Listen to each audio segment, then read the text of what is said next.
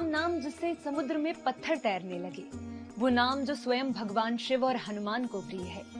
राम नाम जो जन्म से मृत्यु तक किसी न किसी रूप में हमारे साथ रहता है। अकेले रामायण को ही अलग अलग तरीकों से पढ़ा और कहा गया है।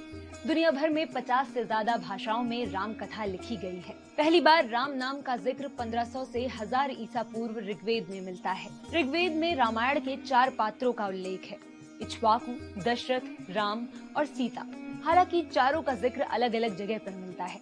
इक्ष्वाकु, दशरथ और राम राजा के रूप में हैं। वहीं सीता को कृषि की देवी कहा गया है। प्रोफेसर बुल्की अपनी किताब राम कथा का इतिहास में लिखते हैं कि रामायण ईसा पूर्व की दूसरी शताब्दी यानी करीब 2400 साल पहले लिखी गई थी। कामिल के मुताबिक रामायण से पहले राम कथा का जिक्र दशरथ जातक में मिलता है, जो आज से करीब 2600 साल पहले लिखी गई थी।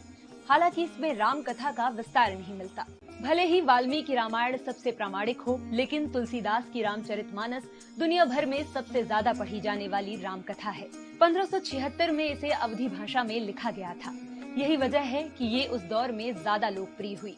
1584 से 1588 के बीच अकबर ने अलबदायुनी से वाल्मीकि रामायण का उर्दू और जहांगीर ने फारसी में अनुवाद करवाया। आगे चलकर शाहजहां के शासनकाल में रामायण फैजी लिखी गई। 17वीं शताब्दी में तजुर्मा रामायण लिखी गई। ये सभी वाल्मीकि रामायण के उर्दू ट्रांसलेशन थे। इनके अलावा उड़िया, तेलुगु, कन्नड़, असमिया, बंगला, मराठी, गुजराती समेत कई क्षेत्रीय भाषाओं में भी राम कथा लिखी जा चुकी है। नेपाल, तिब्बत, पूर्वी Turkestan, Java, Indonesia, Indochina, Burma, Thailand और कंबोडिया, ये ऐसे 9 देश हैं जहां अलग अलग समय पर राम कथा की रचना की गई। 16वीं शताब्दी के बाद करीब 15 विदेशी यात्रियों ने राम कथा को अपने नजरिए से लिखा।